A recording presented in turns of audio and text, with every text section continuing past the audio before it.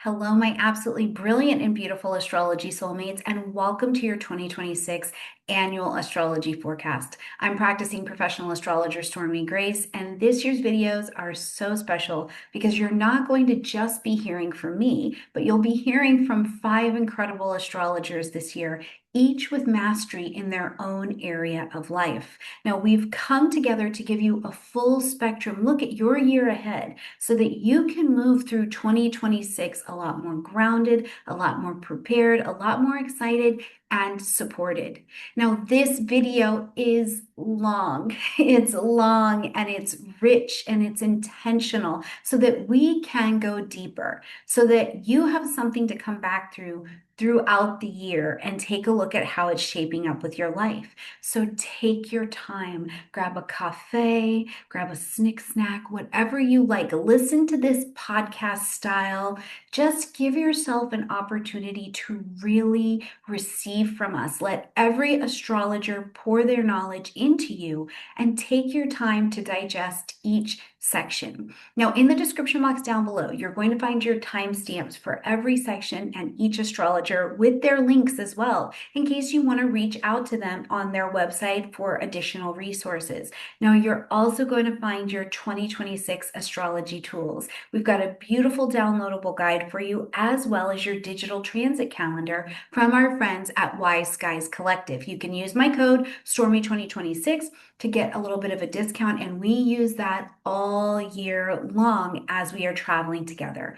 All of this is to help you be organized, be empowered, and feel fluent in the language of astrology as you are navigating 2026. So, my beautiful friends, take a deep breath, get comfortable. I've got my tea. Get comfortable, and let's explore 2026 together. Hello, my absolutely beautiful Leo friends, and welcome to your 2026 horoscope forecast. Where, Leo, let me tell you, I think that this is one of the biggest years in your life in the last decade. We've got Jupiter that's going to be moving into your sign, blessing your identity, your confidence, your ability to expand and change your life direction. But we've also got the South Node coming into Leo as well, asking you to release an old identity, release an old story, an old way of being. So, literally, this year, it feels like you are being expanded and emptied all at the same time, but it is about alignment. It is about what's true, what's authentic for you at this time, and it's a lot more powerful as well. Now, in this video, we are going to cover all the major transits and things like that, but I wanted to tell you we will cover the retrogrades of the planets throughout the year, not in this particular video. So first and foremost, let's start off with the elemental shift of the year. This is actually a lot more comfortable and it supports your energy because we see Neptune and Saturn shifting in the beginning of the year into Aries. So we're shifting into this fire and air vibration this year. So as we see Neptune first step into Aries and then Saturn right behind it, we have this ninth house expansion for you: publishing, marketing, broadcasting, worldview, world beliefs, higher education, things having to do with law or international travel. All of these long distance vision kind of energies for you are going to be moving in a fire energy, right? You're moving forward in fire that you're quite comfortable. After years where it's been a lot more about wading through the emotional depth and the emotional intelligence of things, certainly a bit of loss of direction in that energy as well. I think that the fire here encourages a lot of movement. Let's go forward. Let's have courage. Let's move with clarity as we are beginning and moving throughout this year. Now, one of the questions that came up for me when I was writing your horoscope, particularly with it being in Aries, is the question of, do you really believe you can build it and they will come? Right? Like, what's the belief structure? All this happening in the ninth house. If you believe it, then go out and build a life around what you believe. Your imagination, your belief, your worldview around it is literally the blueprint that you can work with this year.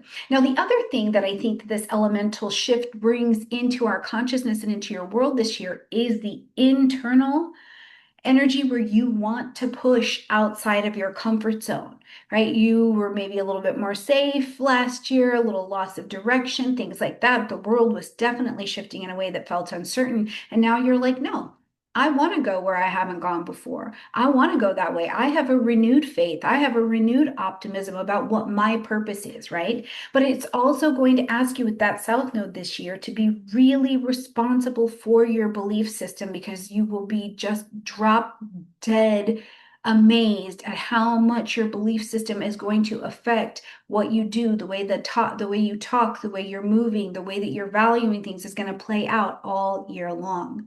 Now, we want to talk about these nodes because this is going to be a major shift into your life. You haven't had this node in place here for you for many, many years, over a decade. So let's see what they're asking you to work on. Now, July 26th, we are going to see that the true node moves into the North Node in Aquarius, the South Node into Leo. Now, if you're a part of our tribe that actually uses the mean node, you will see that the mean node is going to shift signs on July 17th. So just so you know what you're listening to, you're either following the true node or the mean node. Either way, at some point we are all going to end up with the North Node in Aquarius with the South Node in Leo. Now, this is where this old identity and old set of behavior and belief patterns are going to be asked to go away. The ego, the personas that no longer fit, Leo, are going to be asked to be moved out of the way. And it's because they don't protect you anymore. They're not actually protecting you anymore. You know, you might realize you've been carrying all kinds of expectations for yourself, expectations that came from other people that you continue to wear on yourself. You've been performing strength rather than actually being able to receive and sit in that fixed fire of strength. And so this space of needing the validity over the authenticity, you will walk through that. And so what can that look like as we're traveling through the year? In the places that are or have been performative, if they are not valid, if they are not authentic, you will be taken down a notch. That's what it is. But we also are urging towards that North Node side, which is in Aquarius, right? So for you, this is going to be about others and in your relationship. The growth comes through adding your you authentically, honestly, vulnerably into a new relationship dynamics, collaborations, conscious chosen one-on-one partnerships, whether those be business or they be pleasure, allowing people to meet you halfway in situations. These are going to be massive stories for you. Instead of doing things alone, right? Even if it's in your head, because you can be doing things the Leo way on your own in a group of people, right? Like, how do you step into interdependence instead of full independence? So this will be a big story in your partnerships that we will see you in class. Now, with the nodes also brings us to eclipses. We will have our first eclipse February 17th.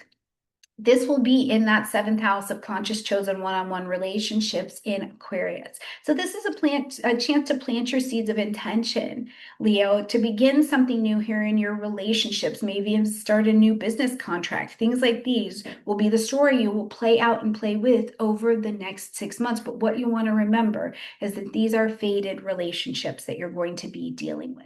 On March 3rd, we are going to have a lunar eclipse that's happening in Virgo. This is not new. We worked with this through 2025. Now, this is lighting up your second house space, so you're being asked to end something, acknowledge something, or to make some kind of adjustment to your money. How you use your talents to let money flow towards you, your self-worth, what you perceive to be security around your material resources. We're going to be working on that. We'll continue the journey of working on that. On August 12th, we're going to have the eclipse right here in your sign. This is a solar eclipse in Leo season in your first house. This is the birth of the new self, but it comes from shedding. It's an identity reboot over the next 6 months. Like, really, you're going to go, wow, I'm losing something that I once relied on because it's not true anymore, right? So we'll be moving towards that North Node side as well. And as we close out our eclipse season this year, it'll be the lunar eclipse happening in Pisces on August 28th, lighting up your 8th house space. This is something, again, that is not new. You've been working on it. Vulnerability, deep emotional truths, things around death, debt, taxes, inheritance, investments, maybe that you've been making, sex, receptivity, sensuality, sexuality, astrology, all of these things live in the eighth house space. But the point here is there's an intimacy and there's an asset that goes into this space, and you're going to be asked to have something in this area come to truth so that you can make an adjustment. Now, the eclipses are deeply personal cycles, so I hope that you really have your digital transit calendar so that you can take note of where this is happening in your personal chart and really see the story of where you're changing from the inside out. Now, we've got these major transits that are going to be happening as well, starting at the beginning of the year with Saturn and Neptune moving in January and February, respectively, into that Aries energy and coming together in their conjunction February 20th. And this is really where that worldview is going to be reshaped, because they come together with spiritual courage and spiritual structure as well. So we'll watch what you build in that time. And when we get into June and we see Jupiter move into your sign and begin this expansion that it has not had you on the journey with for 12 years, you're going to be activating your body, activating your confidence, activating a direction that you want to go. Now, one of the things I love it that Jupiter gives this rap for just bringing all the luck and all of the abundance. Not my experience. My experience is that Jupiter, you can activate it the most if you are giving away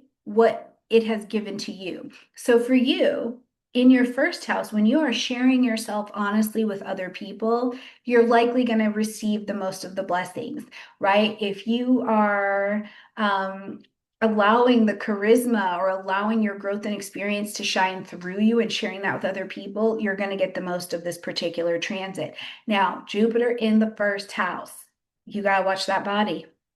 You got to watch the body, right? Jupiter in the first house, you can put on the weight. You can absolutely just put on the weight. So it is something that you want to be mindful for, but be mindful of as well. But I also still, again, think with that South Node being here in Leo, the expansion only continues to happen by the letting go of what doesn't need to be here anymore.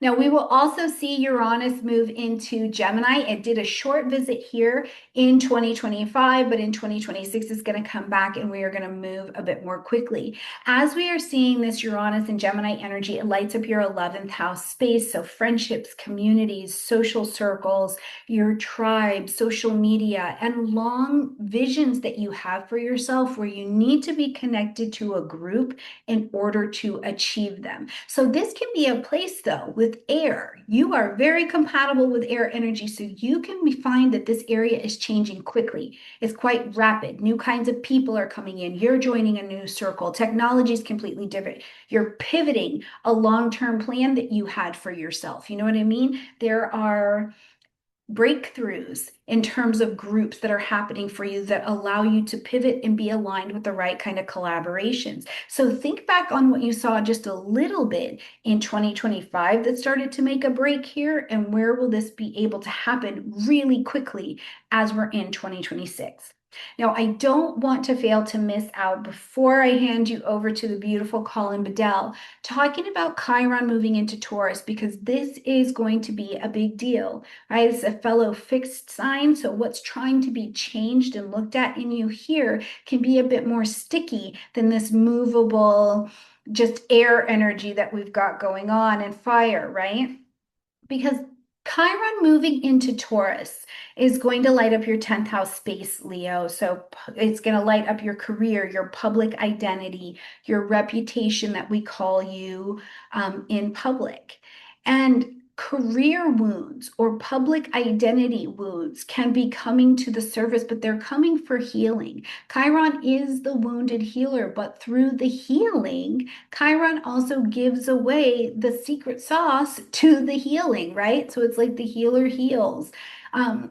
So whether you have been having an experience of, even in childhood, Leo, feeling undervalued, overlooked, pressured to do something or be something that you're really not, um, in order to be successful, it has to be like this. You have to perform like this. This transit is coming to help you identify that, to kind of push the poison out of the wound so that it can do more healing and help you rebuild your professional confidence. Now, at the same time, that you're healing maybe some imposter syndrome, stepping into leadership and realizing it's a different ball game at this table. You may have people coming into your life this year, Leo, who need your mentorship, who need your healing of your past wounds, right? Like the healer heals, right? It's the same thing. When you give it away, you keep it.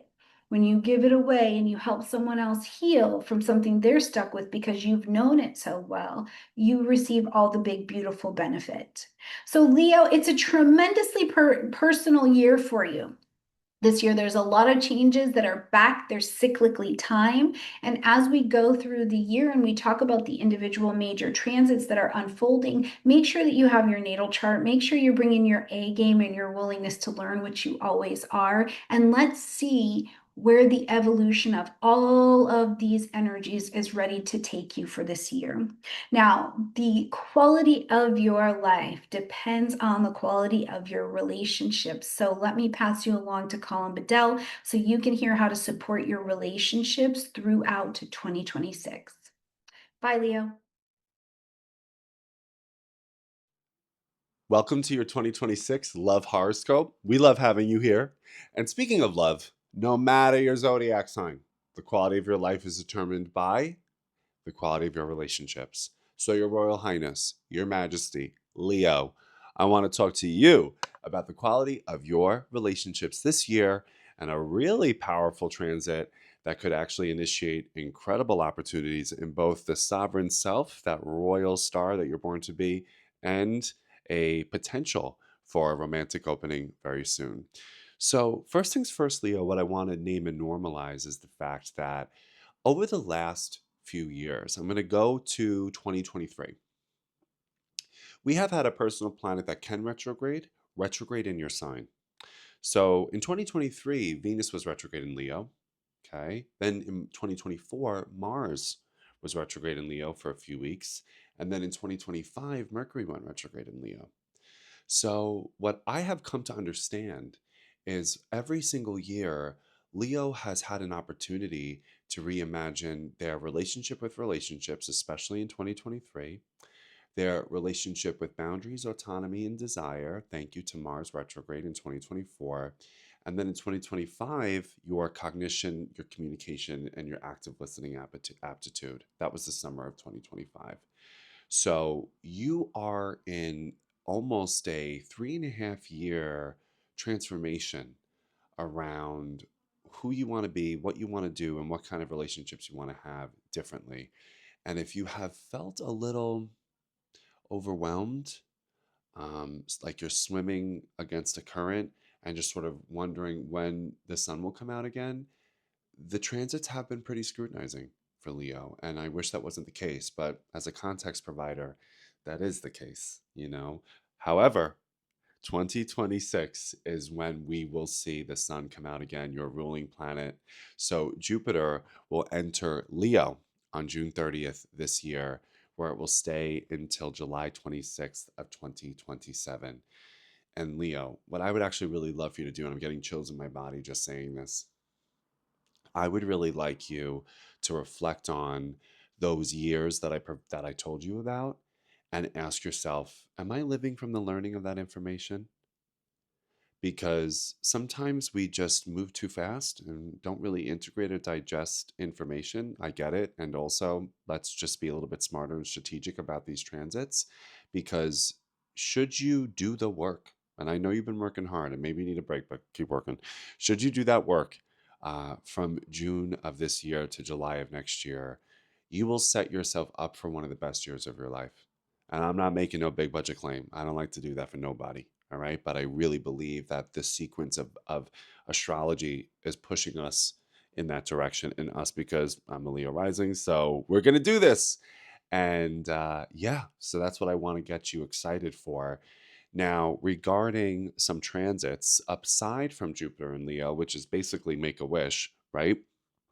What I want to share is that on August 12th, we're going to have a solar eclipse in Leo. the first one we've had in approximately 8.5 years.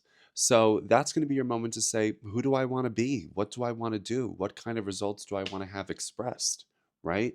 And then 2 weeks later, we're going to have a lunar eclipse in Pisces on August 28th, 27th, depending on your time zone. And because Pisces represents the sector of your astrology having to do with trust and transformation, I want you to take a trust leap then, maybe with somebody that you love and care about, right?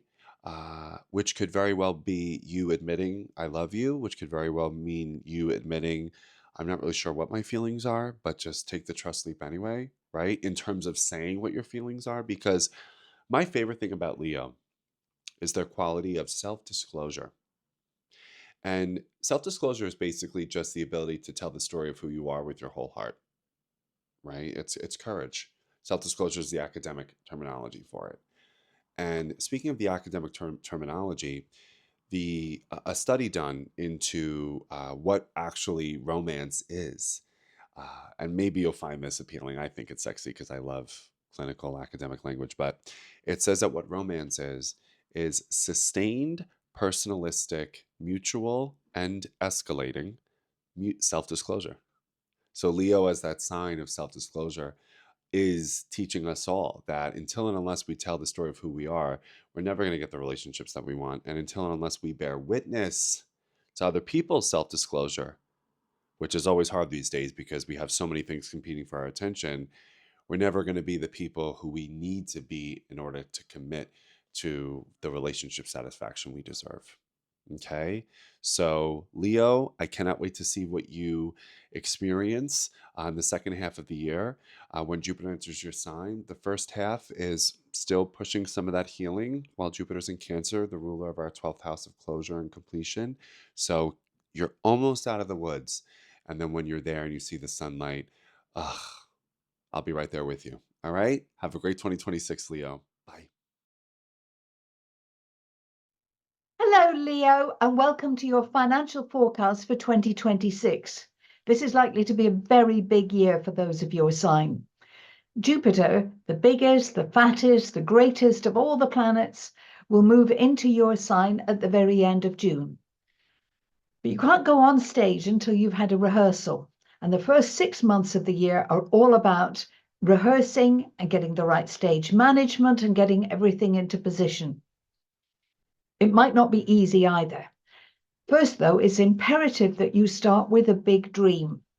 If you've never really thought about investing, learn a little. You could do that in the weeks leading up to the eclipse on February the 17th. How do you save? Which companies interest you? Or if you're not into that kind of investing, what kind of store cards do you use where you can get points and gradually build up a reserve? All of that is important at the start of the year.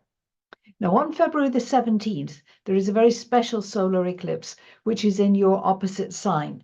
And yes, it's likely that those closest to you will start having their own big dreams and voicing them. And that may be slightly irritating, especially as Mars moves through another of the fire signs from April through until the 19th of May. Balance, of course, is everything. Talking is a therapy and it's helpful. Liaising with consultants would probably be a good investment, especially after Uranus moves into Gemini again at the end of April. There's a very nice little window then between the end of April and let's say the end of May, when you could do your final dress rehearsal so that when you step out on the stage at the end of June, everyone is clear about where you're going and what you aim to be.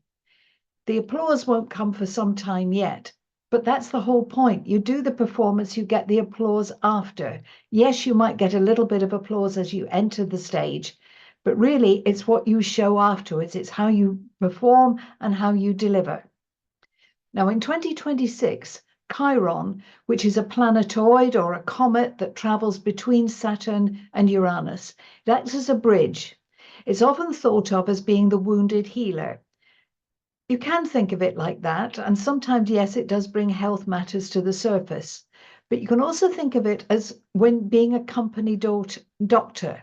This is when you audit, This is where you see where your weaknesses are. And it's very likely that between June and through until September, you'll see what needs to be improved for your performance. You'll know exactly which stage management you require. You then know what support you need to put in place and how much your savings would be affected.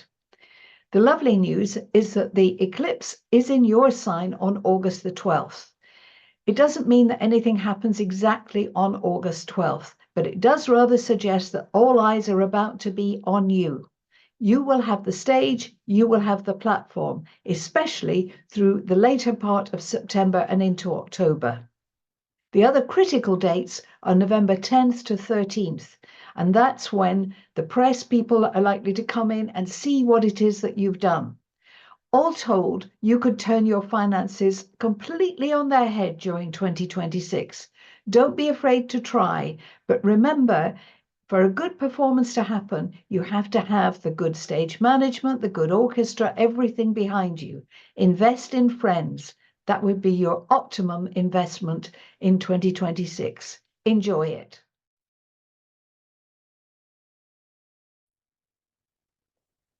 Hi, my gorgeous Leos. It is time for a little look at Health Astrology 2026. So there's a million different transits we could look at and focus on, but I've picked a few transits or a few things happening this year that I think would be great for you to focus on to help work on overall health. Now, Leo is known for this incredible constitution, right? It's one of the strongest constitutions of the zodiac physically. So I do find at times Leos don't have to overly pay attention to their physical health because things don't break as easily as some of the maybe mutable signs and things like that. That said, you still have a physical body. We still need to check in and take care of it. So let's have a look at some little things you can do this year to support your overall physical, mental, emotional, spiritual health. We can't not do Mercury retros. 3 this year. But the interesting thing is they're all happening in water signs. Now, as a fire sign, that's always a little bit odd because it's looking at an element and a sign that's about more emotionally what's going on and what's flowing and what's not. So, the retrogrades, they're not necessarily going to be hard for you this year, but it's of an odd element. But again, depends on the rest of the chart. I like to think of Mercury retrogrades as your 3 stopping points each during the year, or your 3 pauses where you can reassess what you're doing, but also with these in water, what we're feeling and how we're emotionally, what's the emotional situation, or that's not even the word I want, the emotional progress or processes that have been happening this year, and to stop and actually look at what needs to be kept and what needs to be released. As a fixed sign, with the strength that you have constitutionally, we don't often have to consider this that much, but these Mercury retros are a great way to kind of pause and analyze what's been working and what hasn't been working in what you're creating, but also in what you're feeling. So I would love for you to do that this year, engaging in, the retrogrades are a great time to kind of pause and rest and reflect. Journaling would be amazing. Getting yourself into water would be amazing, be it a bathtub, an ocean, a pool. Making sure you have enough fluids going on. As a fire sign, we are hot and we often forget to drink, or, Leos are such a strong constitution. You can kind of push on and forget you have a physical body. Your muscles, which are a big thing for a fire sign, are actually 70% water, and they flow better. They work better. You create more energy if you have enough fluids. So really, at each of these retros, I'd love you to kind of stop and reassess how you've been taking care of your physical health, emotional, mental, spiritual health, and really looking at what little subtle changes you can make moving forward to make everything flow a bit better. The February-March retrograde lots to do with the immune system as well. So making sure that's being supported with herb teas, enough fluids in general, making sure we're not pushing too hard, and kind of depleting ourselves. With the mid-year Cancerian retrograde, again, this is the one where I really want you to stop and rest and take stock of what's going on. This is happening right before your birthday or your solar return, which means this retrograde is basically happening, if you're doing sun sign astrology, it's happening in your 12th house. 12th house is the house of rest, reclusion, taking to bed. Sometimes our immune system isn't as strong in that month before our solar return as well. So really taking the foot off the gas or the accelerator, whatever you want to say, and nourishing your more internal dream life, journaling, self-care, taking care of yourself before your birthday. So start celebrating and nourishing before. Whereas the October one is more about what you need to release. What have you collected that's not necessary, and actually releasing it through all the detoxification channels of the body, the liver, the bowels, the urinary system, sweating, getting out, exercising, moving the muscles, and getting rid of what is holding you back. We then have Uranus, which has been in Taurus, jump to Gemini, back to Taurus, but re-enters Gemini halfway through this year, a little past halfway in August. Now, Uranus is the electrics of the body, messages being sent. It's also rules circulation. It's these connecting parts of the body. As a Leo ruling the heart, which is also run by the electrical system, this means our nervous systems and our cardiovascular system are like amped up to another level. It's like we're almost these batteries getting plugged into a bigger cord to be recharged. So for you this year, it's really about supporting the muscles and the heart, the cardiovascular system, making sure you're getting in some great movement and exercise, which will help dispel or discharge this overexcitability of the nervous system. Your ruling mineral is magnesium, which you always need through foods like dark chocolate, leafy greens, almonds. Some of the grains are really great with magnesium, especially the vegetables though. And all the electrolytes, right? Potassium, sodium, all of them. Obviously, don't be taking a bunch of sodium if you have high blood pressure, but really making sure you're getting in some great minerals and magnesium, which is fabulous for the heart and circulation, but also to relax, but recharge that nervous system, which is going to kind of get amped up to another level, especially because we have so many transits happening, moving into fire and air. Those that are fire air dominant are really going to feel like, again, they've been plugged into that next level. So making sure to put into play for you, my gorgeous Leos, the physical exercise, which will then make you tired enough to sleep well at night, not burning the candle at both ends. I know you're this beautiful fire fixed sign that can keep going, but this is also super important to find the rest and the downtime and the joy.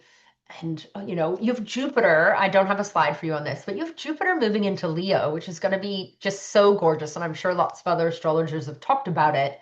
But with Jupiter moving into Leo, which is so gorgeous, but you might overdo it, over socialize, over expend energy. So again, there's that temperance. I want you to use the Saturn going into Aries kind of to hold, it's trining your gorgeous Leo to kind of have a little bit of boundaries, play that Jupiter to Saturn and know your limits, where you can go have big, joyous fun, but also where you need that form and structure and really get yourself into that rhythm and those beautiful habits. It's a great time with Saturn going into Aries to lay down some fabulous habits for yourself as well. Chiron, also in Aries still. So it's been trining all your gorgeous Leo, but then it's moving into Taurus. And, Chiron and Taurus is, things we need to learn about and woundings around how we value ourselves and our physical body.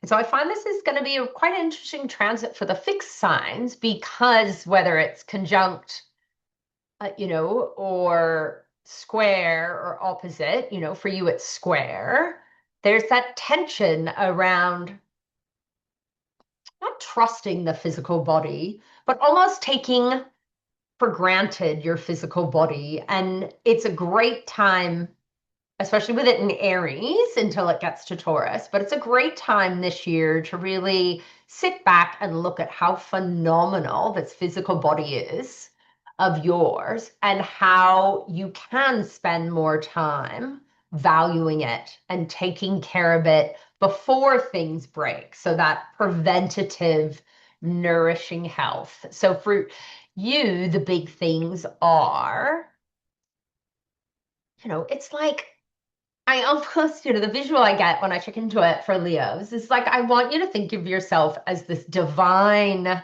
really amazing, I'm going to go for a car, but like luxury car, whatever a luxury car is for you.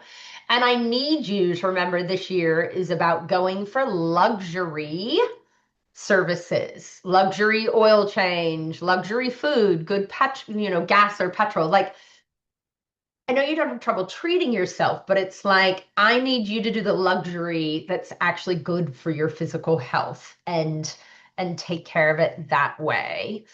Putting the value there will pay huge dividends going forward. It's actually a great year to work on the health. With Jupiter going into your sign, though, be careful you're not overdoing it, whether it's with foods or fats or alcohol or whatever.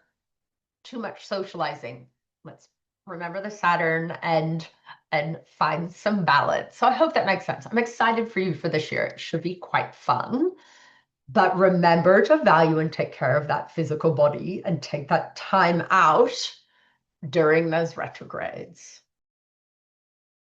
Hey Leo, I'm Tiffany and I'm here to give you your 2026 spiritual development forecast. I'm so glad you found the Stormie Grace channel and I want to give you a warm welcome. By way of introduction, if we haven't worked together before, I write the Wise Skies digital astrology calendar, and I have a little code for you guys to have a discount that found us through the Stormie Grace channel. I found astrology in 2000 when it was pretty taboo. I had had a near-death experience that opened some of my spiritual gifts. And it was actually during the time when my Scorpio sun progressed into Sagittarius. I was on a mission trip and it had all of the Scorpio near-death and spiritual travel Sagittarius themes that went along with it. Outside of that, I have a master's in health psychology. I help manage different music festivals and event productions. I'm a beekeeper and I study yoga. So that's a little bit about me. I live in far west Texas and I just love looking at astrology through the lens of spiritual development. So I'm going to go ahead and share my screen. We'll get started with our presentation for you, Leo. Your discount code for the calendar is Stormie 2026, and it's at wiseskiescalendar.com. So welcome to a year of divine timing. We are in a wilderness period, and we're going to discuss what that means a little later. There's going to be mountains and valleys in 2026. So there's going to be high highs, there's going to be low lows, and there's going to be everything in between. When I'm thinking about spiritual forecasting, what I'm looking at is how our souls are evolving, the lessons that our Creator wants us to have in the future for our own growth, right? And we're all growing at different paces. We're all growing at different fractals. We all represent a different part of the wheel. And you, Leo, are one of our biggest cheerleaders. So we look to you for those smiles of encouragement and those like atta girls and those keep goings. And so sometimes you need to hear that too. So I'm here to tell you and be your cheerleader to keep going. Every transit in 2026 is an invitation to understand the eternal truths and what's real spiritually versus what's temporal and false and material. What's spiritual astrology? It's just looking at what is God teaching me through the lens of the planets here. You could be looking at the plants, you could be looking at something else. We're looking at the skies to forecast, to get themes, and then also reflect on our own journey home. So it's not what's going to happen to me out there, it's more about how am I growing through this season, right? The number one question I get asked is, what's the purpose of life? And I wish I knew. I wish you knew. I know you have a different answer than I have, and my answer will evolve over the years. Right now, the purpose that I understand when I sit in prayer is to glorify the Creator, not the created, to love his people, to love our brothers and sisters, right? Prayer transcends planets. This is advice that was given to me from an excellent astrologer friend and colleague. And it just brings so much peace to me that our guiding light is the creator behind the planets, right? Not the planets themselves. Your planetary ecosystem. So we're going to need your age. We're going to need to consider the wilderness cycle. And then we're going to be looking at this quarterly forecast that I've broken down into month by month too. The wilderness cycle, you know, planets comes from, we get the word planets from a Greek word that means wanderer and wandering star. And so this idea that we are wanderers in this cosmic universe is really comforting to me, and that we all need different periods of wandering and exploring. So to enjoy this forecast, you know that you're a Leo, you're in the right place if you're a Leo watching this, or you're watching for your Leo best friend. We want to know how old you are, and I want you to consider what personal deserts that you've been walking through, the periods of life that feels like there's no resources, there's nothing out there, why am I doing this? I'm on a goose chase, you know. Those are the periods that I want you to bring forth and to be considering in your heart space. And then I also really want you to consider for 2026, what do you think that the Creator calls you? Your special name, not your job, not your role, but your spiritual identity that has been tattooed on your heart. Leo, a message from Spirit for you. You are the radiant leader and cheerleader. I gave you a light that shines. Let it reflect my glory, not your ego. Use your strength to lead with love and lift others with joy. Your spiritual gifts are creative leadership, joy, encouragement, and spiritual confidence. How old are you, Leo? If you're 55, you're in an 8th house year. If you're 29, you're in a 6th house year. If you're 47, you're in a 12th house year. Take a screenshot of this and use these prompts to journal with in your consideration of 2026. You're also going to be looking at your age in terms of the life cycles of the soul. So this is a whole big, huge workshop, but I just wanted to give you a snapshot of if you are one of these special ages, there's another layer of information that you want to take into consideration for your spiritual development this year. Okay, 2026 is a 1 year. 2025 was a 9 year of culminations, endings, and integration. So consider what you were wrapping up and then move fresh forward into 2026, which gives us focus, helps us with blinders, gives us parameters, limitations in order to kind of keep us on the straight and narrow. Wilderness, as we consider 2026, it's not a luxury. It's something that the human spirit needs. Just like my bees that swarm, right? As a beekeeper, I watch the bee swarms and they take a scout bee, they go out into uncharted territory, they make a decision and they say, this is the spot that the Creator has for us. And there's no food, there's no comb, there's no home, there's nothing going on. They're building from scratch based on a faith, maybe more of a biological faith, right? But these are things that we need to do to go out there into the unknown. Your first quarter is going to be very much like a new moon period. Out of nothing, something is coming. We don't know what it is yet. We've planted the seed. We don't know if it's going to be a sunflower or an oak tree. Q2 is a rebirth, a reconsideration, a sprouting, an awakening. Q3 is going to be more about the tests, the spiritual tests that are coming. And then Q4 is going to be more about harvesting the good things that have happened throughout the year. And again, that sense of renewal, that grace that has occurred throughout the year. So in Q1, Leo, we're talking about, again, these planting seeds, and out of nothing, something is occurring. We're going to see an eclipse. We're going to have the Saturn-Neptune conjunction in 0 degrees of Aries, this possibility for sudden peace, for things to happen quickly, for things to have a brand new beginning in the first part of the zodiac, 0 Aries. We're going to have the second eclipse in Virgo. And so your support for this cycle is surrendering the old stuff, fasting, making space, clearing space, eliminating and just being a blank canvas, really. If you think about it, a lot of the great thinkers usually had a really long walk at least once a day. So that could be your micro wilderness. And your journal prompt is, what new foundation am I building with prayerful direction? Leo, in January, it's a 2-month and a 1 year. So I want you to think about your blessings and the relationships that you have, and how are you a good steward of those relationships, and what is your relationship with your creator? I want you to slow down and feel all the feelings. Pump the brakes in January. Take less with you. Put something down. Mercury's going to square Neptune. That's going to feel like what I want and my plans are not matching up with the spiritual big picture. Right? And so there can be a moment of surrender. Surrender to what? Knowing it all. I have throughout the presentation these Sabian symbols listed sometimes, so you'll see them. I'm not going to call attention to everyone, but I just want to point you to how you can use it. So these first 2 weeks of January, Venus, the Sun, and Mars are opposing Jupiter and squaring Chiron, and Chiron's in 22 Aries. And so the Sabian symbol there is a woman in pastel colors, right? Somebody who's approachable, maybe soft, maybe angelic, maybe kind feeling, but she's carrying a heavy and valuable load that is veiled. That means she's taken too much with her. It's all good stuff. She doesn't know what to put down. So what is it that you can give a new home, give away, whether it's physical, spiritual, mental, emotional, whatever? Be aware of trying to take too much on.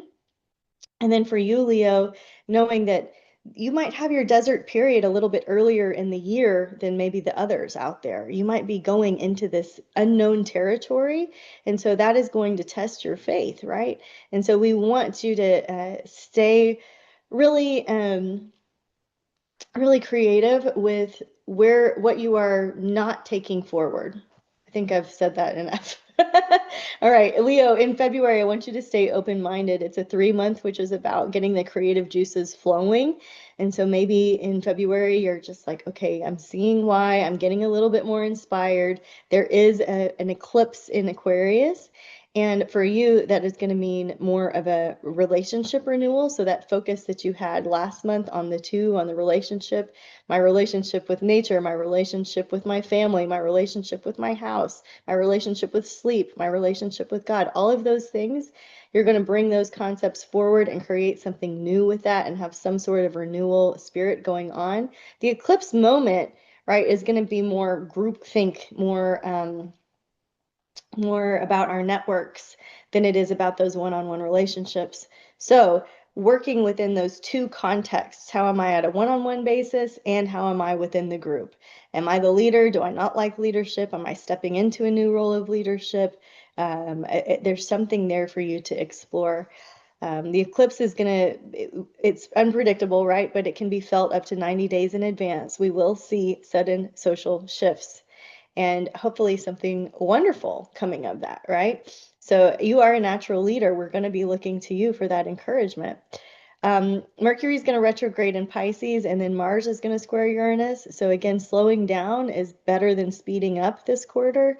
Reconsidering things, reconnecting and recommitting to your spiritual practice, knowing that the stuff that's unpredictable was still part of a greater plan can bring you a lot of peace.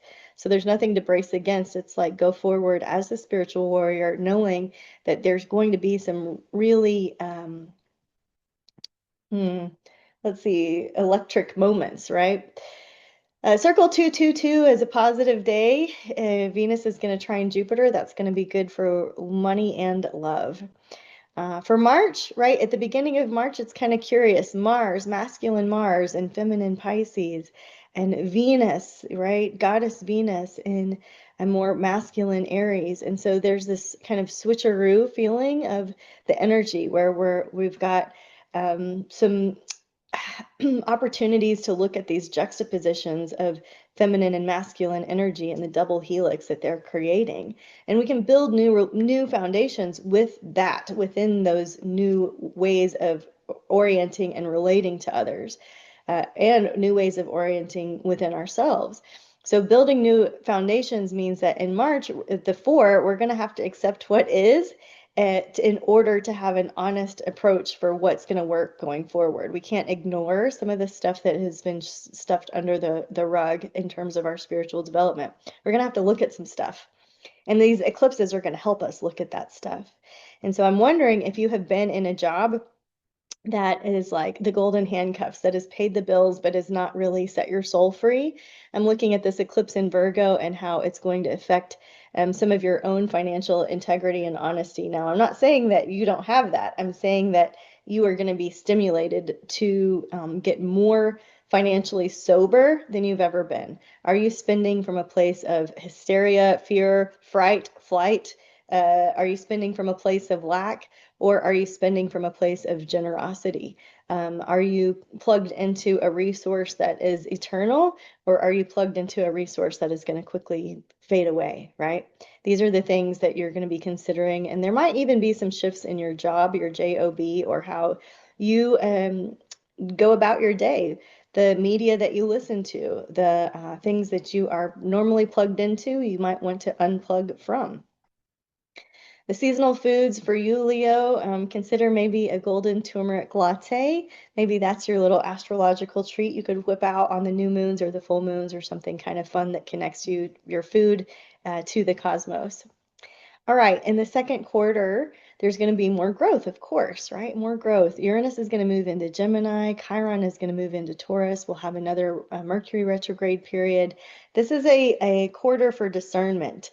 So April, May, and June, there's a lot of intense astrology going on, and that's the rebirth period isn't like all roses and herbal tea, right? Like a rebirth is a birthing process. It's something that is uncomfortable, that shakes us awake. So you want to stay rooted in your prayer life while your life is going forward.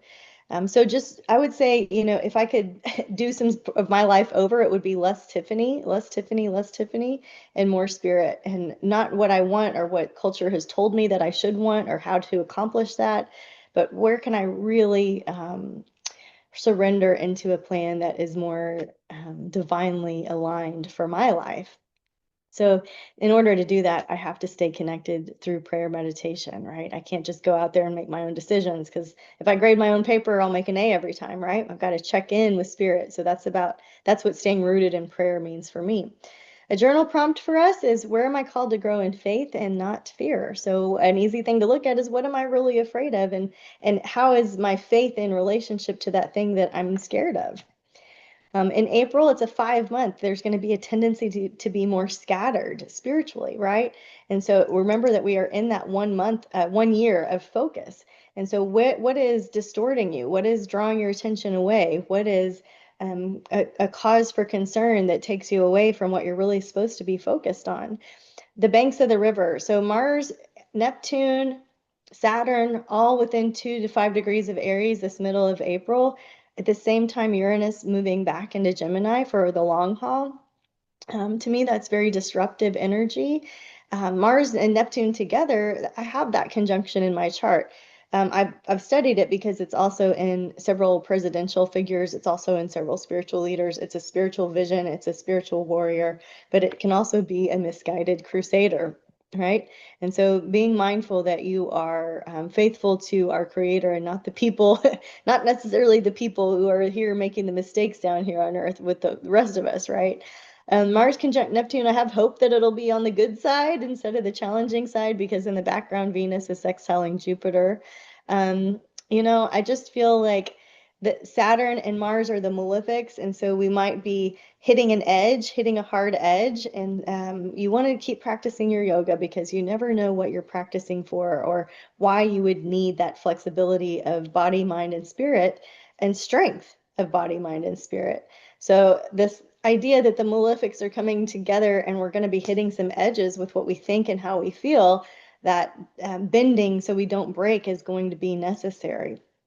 There's a story about a starfish. There's a boy at the edge of the ocean. He's on the sand, and all the starfish have come up and they're dying, right? And he's throwing them back in the water, throwing them back in the water. And the old man comes by and he says, "You can't save them all." And the boy says, "Well, I made a difference to that one. I can save that one." So in April, who are you coming back for? Who are you not going to let die on the front lines? Who are you going to not rescue, but inspire, right? Who are you going to make your focus and make your starfish, right? And who are you going to love so deeply that there's a sense of life, like they're borrowing your hope, your strength, your encouragement, not draining you, just borrowing it so they can get back on their feet. Uranus in Gemini, like it's been in Taurus, right? Now it's going to be in Gemini for the long haul through 2032. So I'm seeing this as educational reform and a consideration for unpredictable changes when it comes to weather, power grid issues, especially wind energy, solar energy, things like this. And hopefully we'll find some solutions to the extreme weather.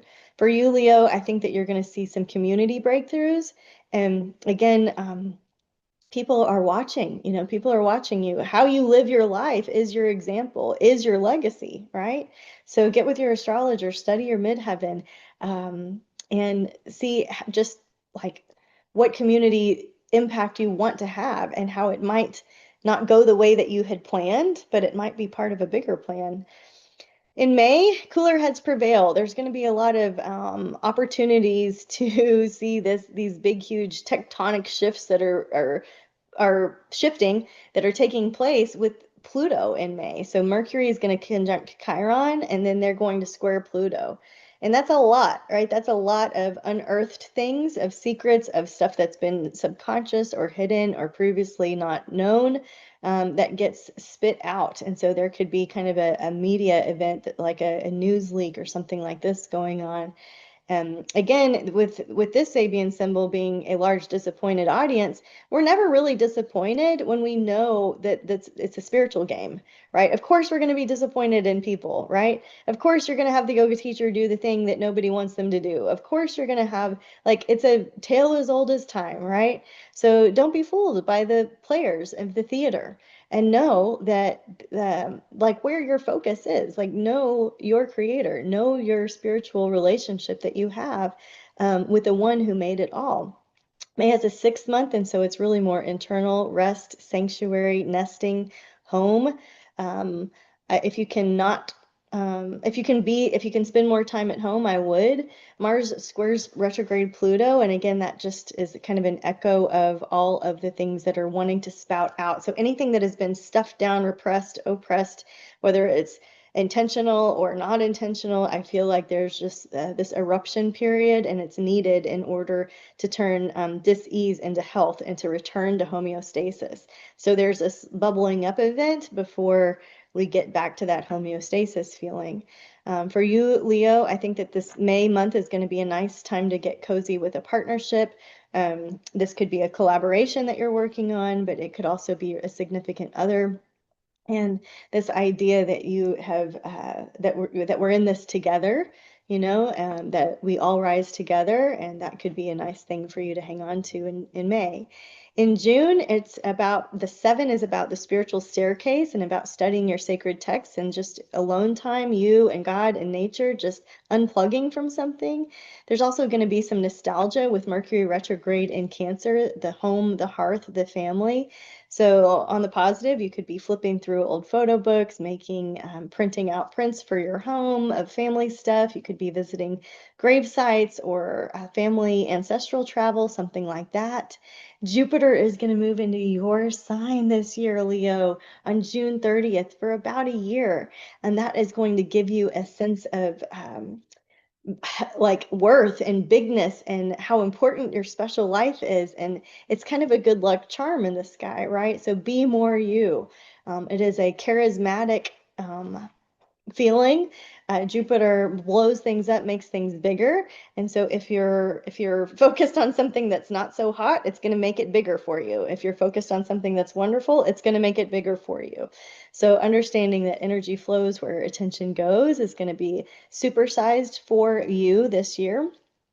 Chiron and Taurus, right? Chiron is the centaur that was a little nerdy, that was on the side of the mountain studying acupuncture when all the other centaurs were throwing the football and ordering pizzas and stuff. So Chiron represents a part of us that's small, vulnerable, hurt, wounded, isolated, niche, special, special gifts and talents. It represents our soulmates if you study the Magi astrologers. So Chiron and Taurus, the sign of our physical body, our strength, our muscles, our commitment to our just ourselves, being steady on the physical health path. I think Chiron and Taurus will bring up some wounds for sure, but also some scar tissue that has healed and that we're able to go forward stronger. Yeah, let's see. For you, I think you're going to have a purpose realignment. So again, I've mentioned it a couple times in your forecast where if you have been committed to something for the money and you can start to see like that wasn't the thing, or the heart has changed, or you've been working for somebody and it's been revealed to you, like I used to work for this publishing company and I thought it was a great job and I was like the dream job, and turns out the head honcho was taking the money and buying cars instead of printing books and blaming the printer, and he has a good jillion lawsuits against him. And I was a part of that, and I had to see, once I saw the truth of what was happening, I dismissed myself. Like I did not continue to participate in that. And I found a way to have a publishing company that put the author first, that had more heart and soul and in my journey. And so there could be something disruptive like that for you, where you're needing to connect back to your spiritual purpose and trusting that the creator will provide, have provision for you, will see ahead of the path for you if you'll lean in, listen, and trust. So for you, Leo, maybe some grilled peaches with honey this spring season. And then considering the wilderness again, this wilderness is a place for intense spiritual growth, a place where we can encounter God, where we have nothing, where we have no food resources, we can't phone a friend. It's like, again, the bees swarming and landing somewhere with no comb, no forage, and building something out of this biological faith they have that this is the spot. So there's going to be some periods where you're feeling like a little bit detached or unplugged and curious. And that's the part where the temptation comes, right? And it's predictable. So the second you say I'm on a diet, your best friend is like burgers tonight, pizza night, right? And you're like, no. And so you're just having this opportunity to commit or start a different day or whatever. But the idea is when you have this intense encounter, a spiritual encounter, or you're in an intense wilderness time, that's the moment when you're tested. It's just like clockwork. It's just like clockwork, right? We're going to have 2 eclipses, and we're going to have a big July as well. So this is a quarter for patience. Your prompt is, am I living aligned with my highest values and divine timing? And this is your buddy Tiffany reminding you that rejection is absolutely God's protection. I have had the wildest stories about that this year. Like if I had only known the rejection from the groups I was experiencing, I would have run. I wouldn't have tried to be part of, you know what I mean? So this Pluto in Aquarius also has to do with that. Like you're not meant for every single group or club, right? Like there's some that you really don't want to be part of or associated with. So just remember that. Okay. July is an 8 month, and so this is a very Leo month. It's a very big risk, big reward, go big, abundant, hopeful month. I see people making big changes, moving overseas, buying cars, making extravagant life changes. The eight is that spiritual, what goes out comes back, that karmic boomerang. And so just the more love you can call up and generate and send out, the more you're going to receive. My spiritual group was reading a book called Chasing the Wild Goose, and I thought it was so fascinating that the Celtic Christians called the Holy Spirit the wild goose, and how we can be on a wild goose chase when we're strengthening our faith muscles to just kind of go where we're feeling called, without knowing how it's going to work, right? If you can dream it, you can do it. Look at all of these outer planet narratives, right? Don't worry, I'm not going to go into the nitty-gritty. I just want to call to your attention that this is a pivotal month where all of the big players in the sky are having a conversation with each other, and it's for change. It's for positive change. And the thing that I want to highlight is the North Node shifting from Pisces back into Aquarius. So this is a humanitarian effort for change. It's like we all, again, we all rise together. Not everybody is designed for tribe, for community. Some people are designed just to be individuals. This isn't going to speak to everyone. This isn't going to be everybody's favorite transit, but it's there. And so it's going to be at least in the news if it's not in your own heart. And Aquarius is co-ruled by Saturn and Uranus, right? So there's an part of the North Node in Aquarius is this long-term planning. And part of the vibe of this North Node in Aquarius is realigning the tribes of humanity, right? For what? I don't know. Hope and imagination meet technology, right? So for you, Leo, conscious partnerships is going to come up for you guys. I think that you might meet people in tech or in tech groups or through apps or things like this. I've never done that. I don't want to do that. It's not my space, but it's just what I see with the themes. So it could be that you're developing some sort of podcast or app or communication system where you're bringing groups of people together, and that's what the partnerships are. Like there's lots of play, there's room to play with that interpretation. In August, I want you to stay focused. You're on a 1 year. Avoid the distraction, avoid the distortion, avoid the face the temptation head on and say, not me. It's a 9-month, which feels intense. It's an ending. It's endings within beginnings and doors closing and doors opening. It's an integration month. And we've got 2 eclipses. A reminder that eclipses can be felt up to 90 days in advance. In Leo and Pisces, we'll probably see some fire and water events out there in the media. Fires can purify, absolutely. They can also devastate, same with waters. And so when you are, like I'm considering the last Pisces eclipse that we saw, we saw mold in my friend group, we saw pools closing, we saw boil water notice, we saw bridges collapsing, we saw the eclipse events very clearly. And so for you guys, just be safe when you're traveling, especially if you are around volcanic situations or major waterways. The church bazaar, to me, this feels very revival oriented. We'll see what happens. I don't know. For you, Leo, look, these eclipses are falling in your first house of your identity, yourself, your health, your vitality, and your 8th house, right? That house of deepest human bonds.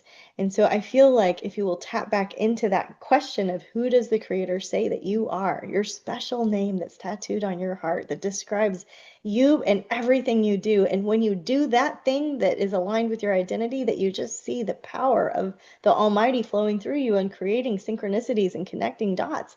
And that is to me like, yes, you could study your midheaven for that, but there's a direct connection that you can access if you'll sit quietly in meditation and have that redeeming quality of like that rebirth experience of who God says I am, right?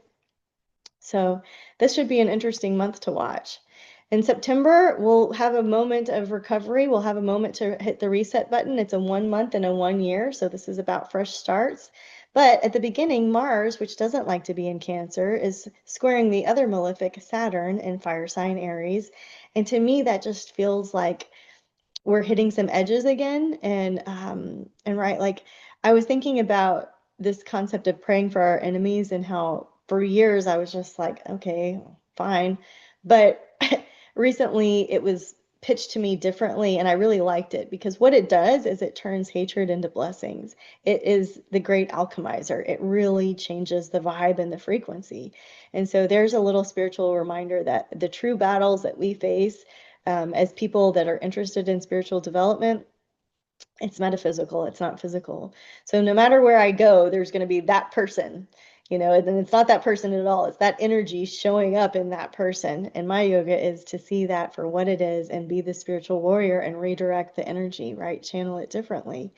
Mercury is going to be opposite Neptune retrograde. That's distortion. That's Pandora's box. That's a news leak. That's the details aren't matching up with a bigger spiritual picture. That's not being clear on something. And so just be like, double check all this stuff before you leave the house, like have your safety stuff in place, and just know that all of the distortion, chaos, and it is part of the reset, right? We wouldn't need a reset if everything was hunky-dory, right?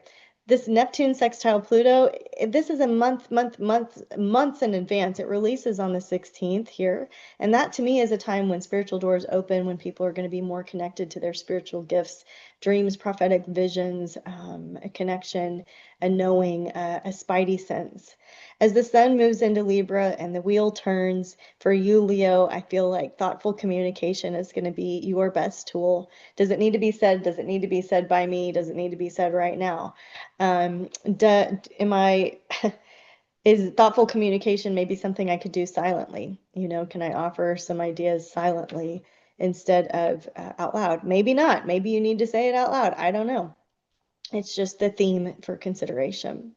For you, Leo, watermelon and feta skewers, maybe a little mint, maybe a little basil, maybe a little drizzle of honey balsamic. I don't know. See what you think. Do you like this recipe portion? Tell me. In the last quarter of the year, this is when the lost are found, when we have harvest, when we have renewal, when we have a sense of things closing and forgiveness of what we didn't get done, or a grief of what could have been, and a cycle closes, right? So we're going to lean into hope, into joy, into what is eternal instead of what is temporal. What blessings are you going to be able to celebrate? Mercury and Venus are going to be retrograde in Scorpio in October. So the RE, right? The RE words, recovery, redemption, these are the spiritual development words. It's a 2-month. We've been here before. So looking back into January and the early parts of the year, what themes are coming back around for you, Leo? What projects are you working on that dig up kind of a theme from the past that offers a moment of healing and recovery and redemption? This could be having to do with your family. This could be having to do with your home, your hearth, making home a place you run to, not away from, making sure the vibe is right with your significant relationships, your special people, and knowing what's important, recovering your values, right? Things like this. November is a 3-month. That creative focus continues. Mars, the South Node, and Jupiter are all together in the sky. Is this a superstar event or a super spreader event? The South Node usually ends things, closes things. Will we see some closure when it comes to royal news? Will we see some magnification of something that has to do with health and the blood and blood types and things like this? Will we see the end of certain influencers where it's like, or like the beginning of an influencer that's a nobody, right? Something out of nothing. There's courage is what your key word is for the month of November. Go forward with courage. All right, and then in December, I want you to take it easy. Saturn and Neptune are direct, Jupiter's retrograde, so this little period where any of the outer planets are going retrograde are direct the day before, the day of, and the day after. Typically, I feel less energy. I feel like I need to nap more, and so I just like to put those dates out there as a time to rest, recover, and enjoy just trying to slow down with life and let your soul catch up with your body. It's a 4-month, it's a month of stability, it's a new foundation that's being set. So it's not a go, go, go, go, go month. It's a month of relax, right? Internal, quiet time. As the season shifts and the sun enters Capricorn, I feel like you're going to have seen the evolution of your career and your job, and you're going to be settling into a different type of routine, and you're going to be settling into a new type of discipline. So it's not the golden handcuffs of the past. You're not working a job. You have new heart. You might not change jobs, but you're going to change your inside on how you feel about it. So the spreadsheet that you're creating is the most beautiful, epic, magical, color coordinated, beautiful to look at spreadsheet. It's not just it's the mundane. It's finding that metaphysical in the physical. It's listening to your job, your employees, your employer with an ear of the heart, right? Okay, so Leo, cozy festive meals to share at this time of year. Maybe some rosemary and garlic roasted veggies would sound good. Sounds good to me right now. Some closing ideas. Our guiding light is the creator, not the created, so we'll worship that. The spiritual journey offers this when we come to the end of ourselves, our ego, our desire, our plans. When we get through all of the things that we thought we wanted, we return home. So what is your spiritual home? Do you brace against home? Do you have some healing to do around father, mother, home, childhood, neighborhood? Because those ideas you're going to subconsciously intertwine with your idea of the spiritual journey home. And you're going to want to go and rush there, or you're going to want to avoid it. And so we want to rewire some of those ideas for what is that place that makes you feel relaxed and safe, right? And yeah, I will say, do not be afraid. You have courage going into this year. Love your enemies, turn hatred into a blessing, re-alchemize the frequency there. And Leo, this is your reminder. You are the radiant leader and cheerleader. I gave you a light that shines. Let it reflect my glory, not your ego. Use your strength to lead with love and lift others with joy. Your gift, Leo, is creative leadership, joy, encouragement, and spiritual confidence. The mountains are calling, Leo, and you've got to go. You've got to follow the wild goose. You've got to live your life. And you are going to see that as you look to that who created the planets and the map there, you are going to be so inspired. You're going to feel that sense of calling and purpose that you have been yearning for. And you're just going to feel alive in 2026. So this has been about divine timing and facing the wilderness with courage. If you want to grab that digital astrology calendar, it's at wiseskiescalendar.com, and your code Stormie 2026 will give you the discount. And that's it, Leo. Again, I'm Tiffany. I hope you have the best year ever. Thank you for being here, and namaste. Hey there, welcome to the locational astrology section of this video. I'm so excited to support you. My name's Helena Woods, and I'm a leading locational astrology and astrocartography specialist, traveling full-time around the world, data collecting and testing this information of how to be in the best places at the right times, using the power of astrocartography combined with transits and progressions. So if you don't know astrocartography, it's essentially a sub-niche, subdivision within the bigger umbrella that is locational astrology. And it's essentially the astrology of place, the astrology of location.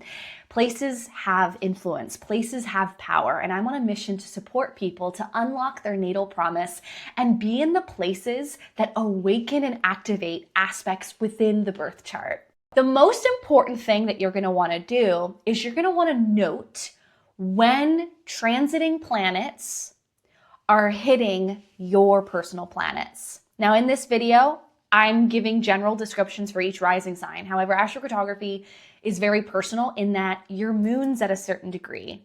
Your Venus is not going to be the same Venus that someone else's rising sign is, right? Our planets in our birth chart are in specific zodiac signs at specific degrees in certain parts of the chart. And so the key thing I want you to take away from this whole video is that when you go to an astrocartography line, let's say the moon line, for instance, you want to go to that moon line when a transiting planet like the sun, Venus, or Jupiter is going over your moon, because that's where we're getting the most acceleration, enhancement of being at the right place at the right time. And so I've been doing this in my own life for the last 3 years, traveling the world full time, noting the planets that I would like to receive from. So for example, if you want publicity and acknowledgement and attention, you'd go to your sun line. If you want to launch or promote or even commerce, sales, marketing, socializing with friends, having an astrology meetup, meeting up with people, Mercury lines. If you need some confidence and courage, go to a Mars line. If you're looking for some more knowledge and expansion, seeing more possibilities, that question of where do I need to be expanded in my life? What needs clarity? Go to a Jupiter line. So utilizing and understanding what these planets represent in astrology, knowing their meanings, you can plan trips accordingly to go to those places to get the maximum enhancement of what that planet symbolizes. And also being there at a time when you personally are getting the activation by transits and progressions to your planets. This is where things really take off to a whole other level. The other way that you can get the maximum benefit of these stories, even if you don't travel, is by getting the energy through remote activation. So calling up that friend that lives on the Mercury line when you've got the transit, reaching out to that podcast to do a collaboration on your Jupiter line. Even though you don't live on the Jupiter line, you know a podcast host who lives on your Jupiter line. Reaching out to them when the timing brings it up, okay? Obviously, traveling to these lines and being in these locations is where you're going to get the most maximum benefit of astrocartography, but still, these are important things that you can do that can help you. So let's get into the 2026 travel forecast. Now, the best time to really travel in 2026 will be when Jupiter is direct. And this is between the time frame of March 10th to December 11th. We start 2026 off. We start the year off with Jupiter retrograde, but Jupiter, the planet of travel, knowledge, and expansion, will move direct.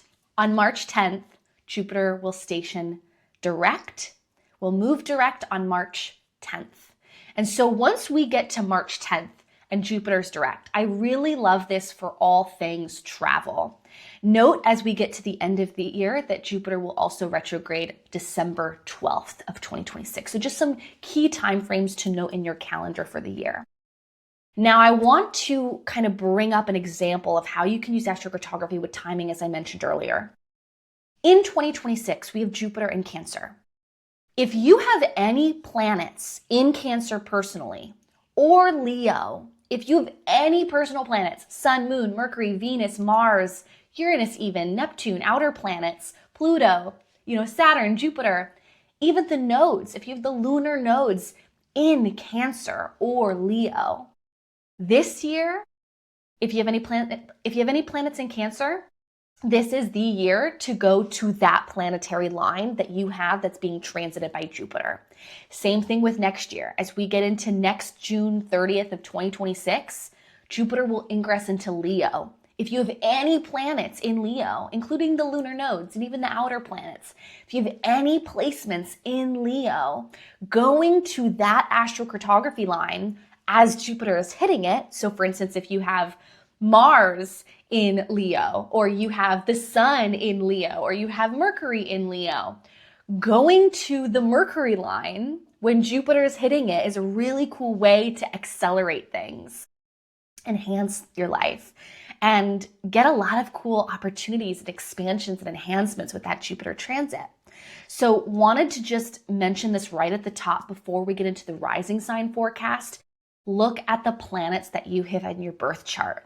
If you have anything in Cancer or Leo, this is going to be a major time to travel to those astrocartography lines to get the benefit of the Jupiter transit. All right, next up we have Leo risings. Mars lines would be ideal places for you to have an exciting, adventurous trip, a very active trip, because Mars lines, they are adventurous, they're highly energetic, and you feel like you can do a lot. Very courageous places in the world. But this is because you have Aries in your 9th whole sign house in your chart. So Mars lines would be really cool places to have a fun trip. If you enjoy learning a language, or even you need some confidence or courage to do the thing, to feel the fear and do it anyway, go to a Mars line. Ideal times to travel to your Mars line this year would be between March 7th and 30th of 2026, with Venus traveling through your 9th whole sign house. Pluto lines may also be surprising places in the world that you might feel really at home in. And this is something I've noticed with some of my dear friends and people I know of who are just really successful. Like a lot of my most successful clients live on Pluto lines. And there's something really magnetic and enchanting and kind of captivating about Pluto lines, because Pluto lines really expose you to your truth, help you gather truth, help you find truth. And they're places where you can really step into your personal power and uncover something deep about yourself and your life. And Pluto lines may be those places that you feel really like at home at in the world. Like there's this mystical connection to. You'd be surprised how many people I've met who love living on their Pluto lines. But make sure you check the aspects to your Pluto in your birth chart before you go. What is your Pluto line story? a place where you can get some sort of personal inner transformation and step into your personal power, the powerful person that you are. So a time period that can be really supportive for you for seeking that nourishment, that groundedness, setting those foundations in your life, or seeking home and finding your ideal home, would be between the time period of September 11th and October 3rd of 2026, because Venus will be traveling through your 4th house of home, living situation, and residence.